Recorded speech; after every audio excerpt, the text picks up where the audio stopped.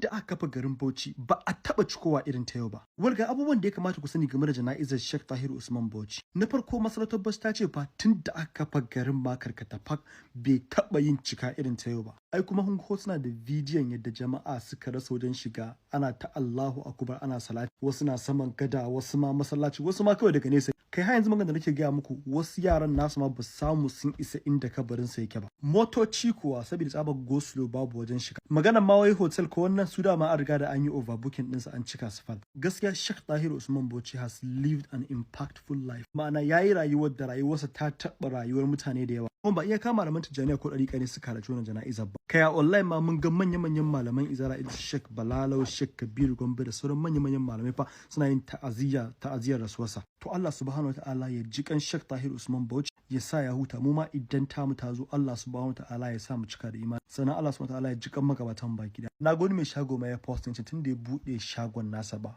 a taɓa masa ciniki irin na yau ba saboda jama'a sun cika garin.